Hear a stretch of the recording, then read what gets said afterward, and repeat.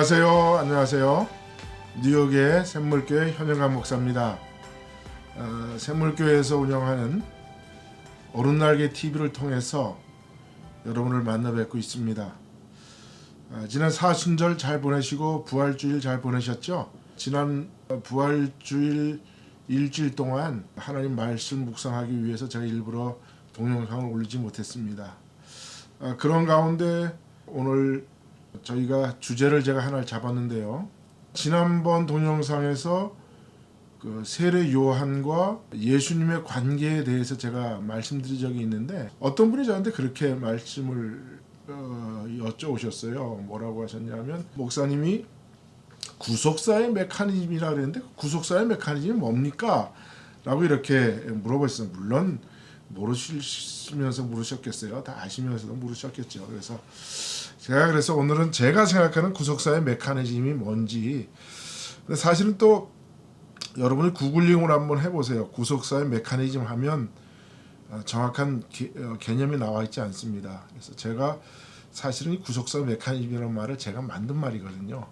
여러분한테 고백드리지만, 그래서 이 구속사의 메커니즘을 좀 알아야 하나님의 그 말씀과 또 성경의 인물들이 제대로 보여지고 읽혀지더라고요. 그래서 오늘은 구속사의 메커니즘에 대해서 함께 여러분하고 생각해 보려고 합니다. 좀 생소한 용어이긴 하죠. 제가 만든 용어라서 그런지 구속사의 메커니즘이 있다. 확실히 있는 것 같아요. 왜 그러냐 하면 지난주에 고난주간을 보내면서 예수님의 가상칠언을 제가 묵상을 했습니다. 그때 제가 다른 말씀들은 다 이해가 갔는데 사실은 예수님이 마지막 십자가 달려 돌아가시기 직전에 하신 말씀, 가상칠언 중에 마지막에 하신 말씀, 요한복음 19장 30절에 있는 말씀이죠. 다 이루었다 라고 말씀하신 후에 숨을 거두셨죠. 근데 사실 이 다 이루었다라는 말씀이 무엇인지, 무엇을 의미하는 것인지 딱 잘라서 정확하게 얘기하면 잘 생각이 안 나요. 물론 예수님이 이 땅에 메시아, 우리의 구세주로 오셔서 당신이 하신 역할을 다 하셨기 때문에 그 말씀을 하셨다고 생각을 합니다. 근데 그 다 이룬 것이 무엇인가에 대해서 구체적으로 묵상을 해보니까 그게 일반적으로는 대답이 제대로 나오질 않아요.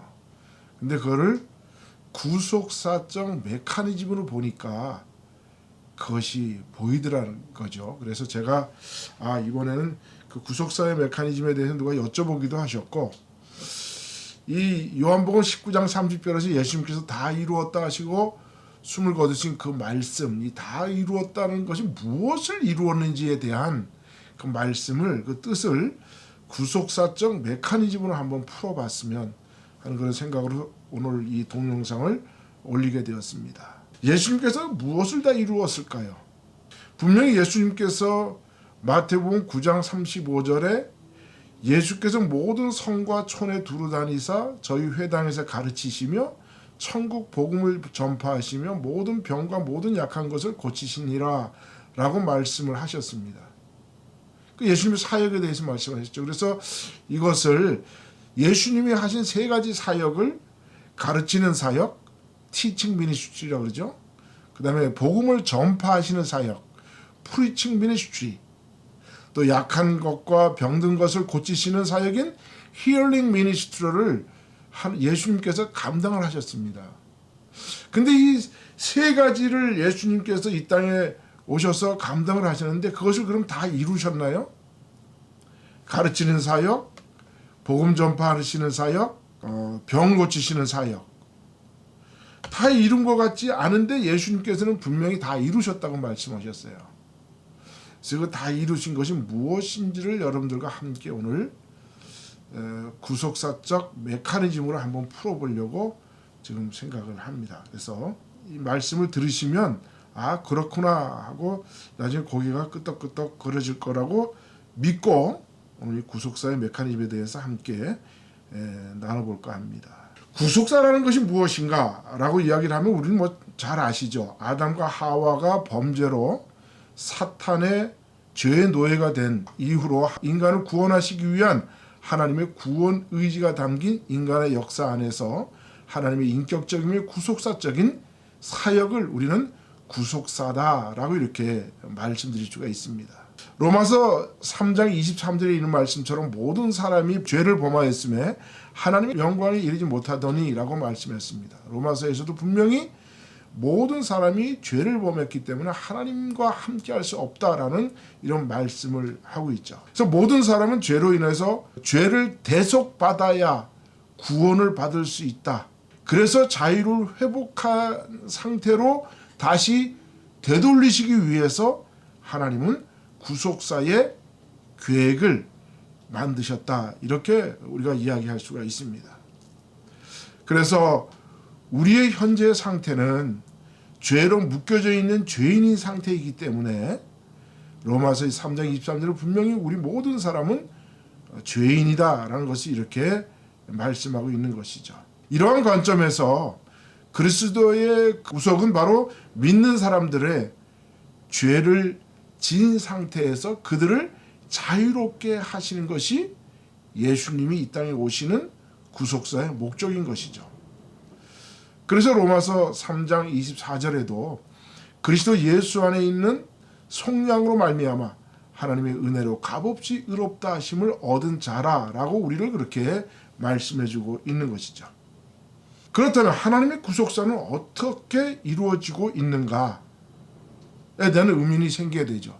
분명 하나님은 우리 인간들을 죄로부터 구원하시기 위해서 당신의 독생하시는 예수 그리스도를 이 땅에 보내주셨는데 그 예수님이 이 땅에 오시기까지 그 구속사의 과정을 이뤄나가는 그 과정을 살펴보면 거기에는 일목요연한 어떤 메커니즘이 있다라는 사실을 제가 깨닫게 되었다라는 것입니다.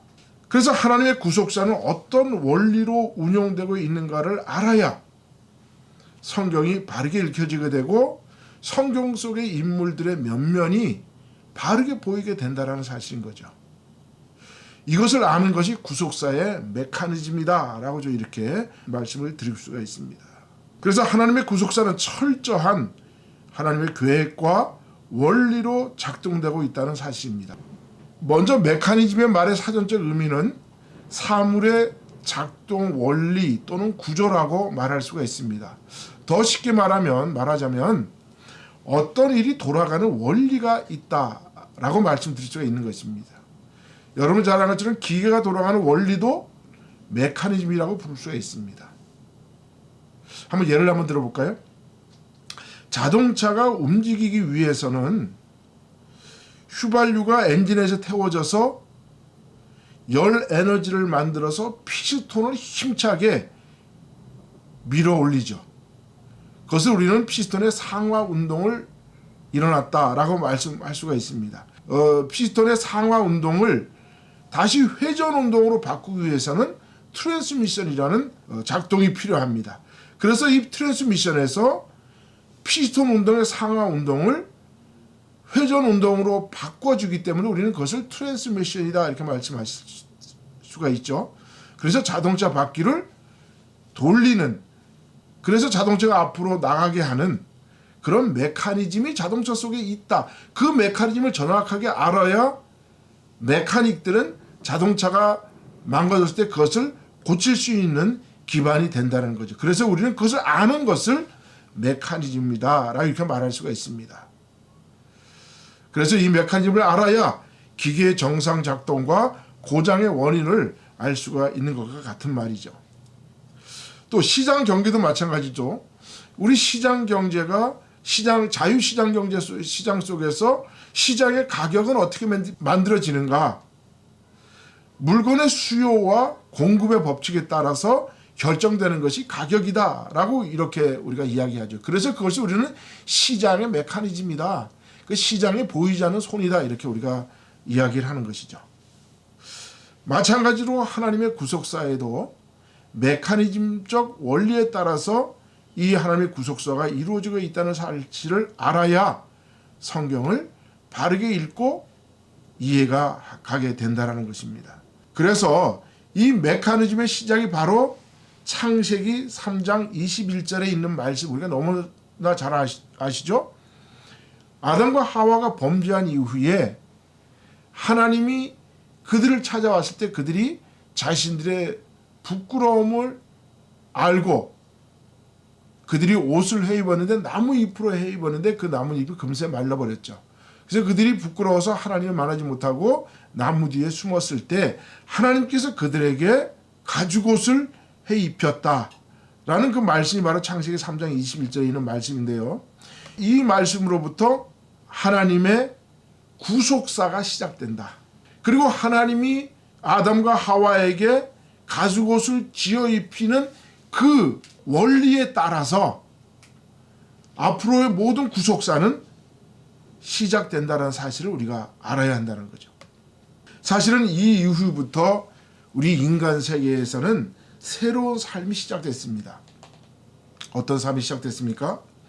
성경에서 인간의 삶의 시작은 가죽옷을 입고 사는 순간부터 자신의 삶은 이제 인간 자신이 책임지는 새로운 삶의 방식으로 바뀌게 되었습니다. 지금까지는 땀 흘리는 수고가 없어도 에덴 동산에서 자연이 제공해주는 풍성한 양식으로 살 수 있었지만 또 우리가 언제나 하나님과 만나고 싶을 때 하나님과 동행할 수 있었던 그런 때가 있었습니다. 그런데 아담과 하와가 범죄한 이후에 동산으로부터 추방 이후에는 그들이 살기 위해서는 땀 흘리는 수고 없이는 살 수가 없게 되었다는 것이죠. 하나님을 만나기 위해서는 이제 그들은 마음대로 하나님과 함께 동행할 수 있는 그런 처지가 아니라 하나님을 만나기 위해서는 자신들의 부끄러움을 먼저 가리는 그런 행위를 해야 했다는 거죠. 이제 하나님이 아담과 하와의 가죽옷을 지어 입혔을 때 그 일어난 행위들, 그것이 오늘날 우리의 제사, 단제사가 되고 성막제사가 되고 성전제사가 되고 회당 예배가 되고 오늘날 교회의 예배의 근원이 되었다는 것입니다. 그래서 단을 쌓아 피제사를 드림으로써 영적인 생명을 유지할 수 있게 되는 제한적인 삶의 형태로 바뀌게 되었다는 겁니다. 여기에서 인간의 영적 생명을 회복하기 위한 삶의 커다란 세 가지 변화를 발견할 수가 있습니다. 그래서 제가 그것을 이렇게 한번 정리해 봤습니다. 첫 번째, 하나님을 만나기 위해서는 제한된 시간을 갖게 되었는데 단을 쌓아서 제사를 드려야만 했습니다.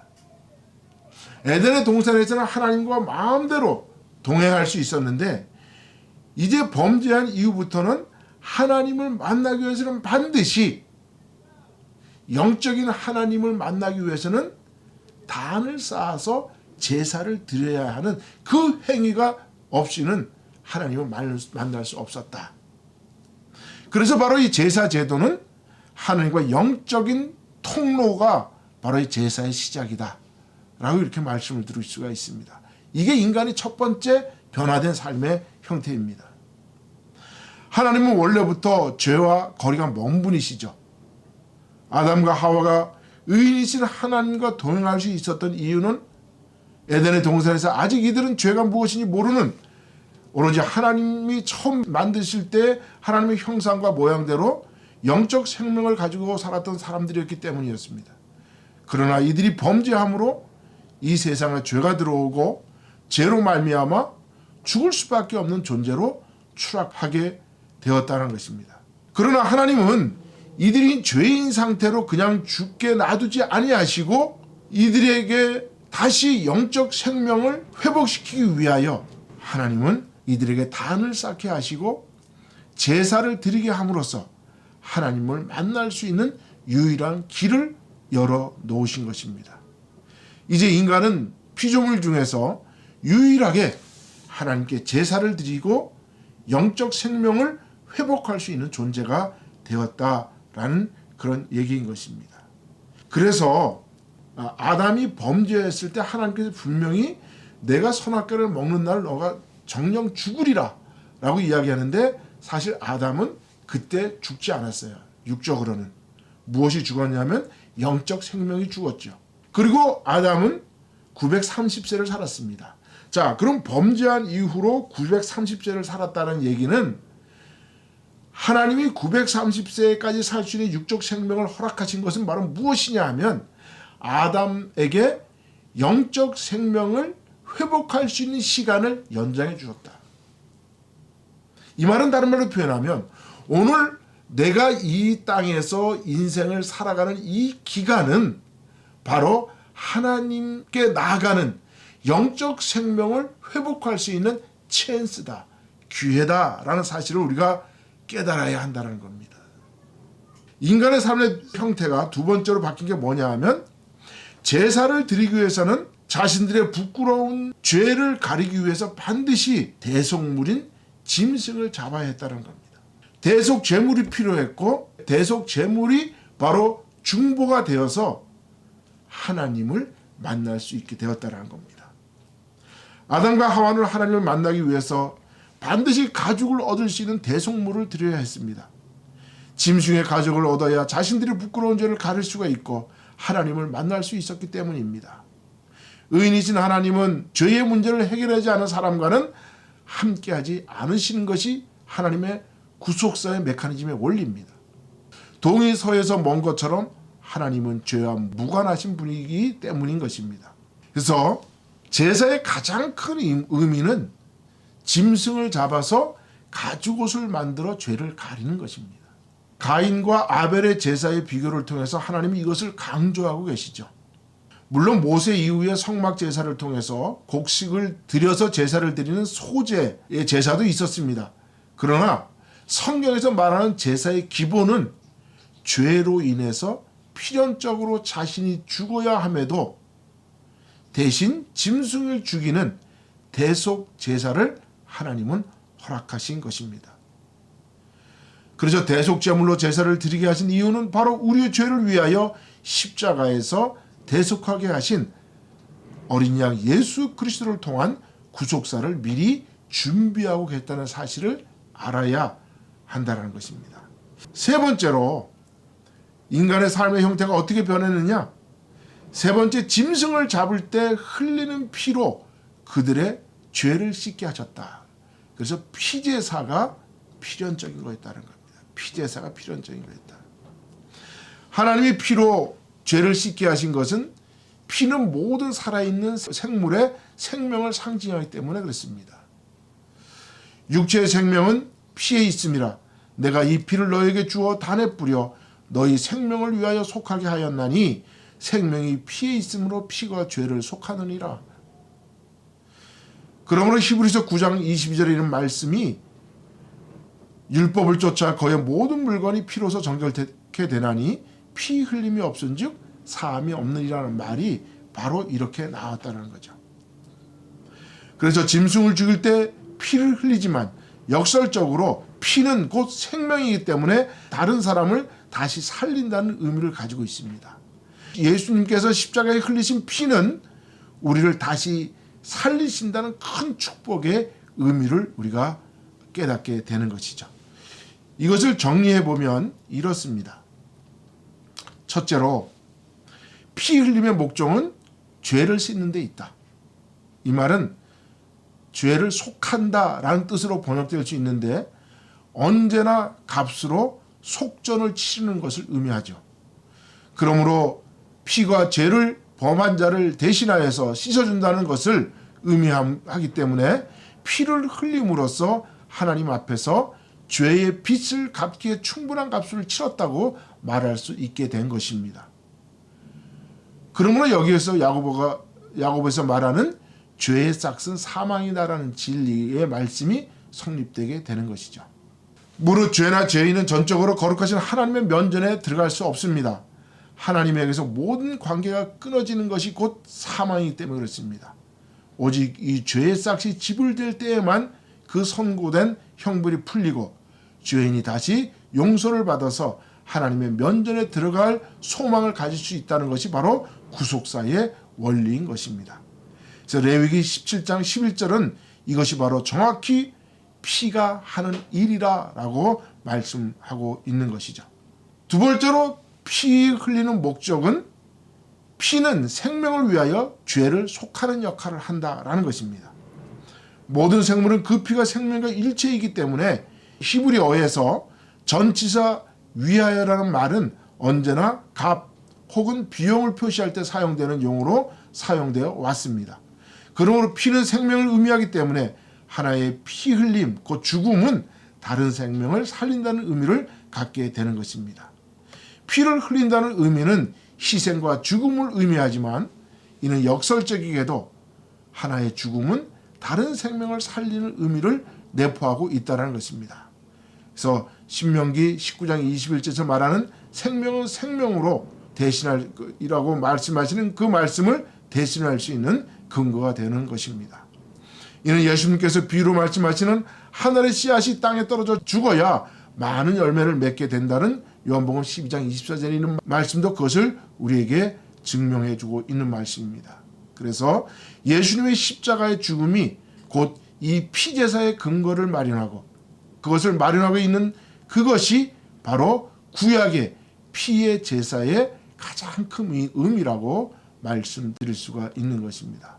그러므로 흐르는 피는 그 제물을 드리는 자신의 죄로 얼룩진 삶을 위한 하나의 대성물로서 그 죄값을 치르기 위하여 생명이 취한 바 되었다는 상징이요 증거였습니다.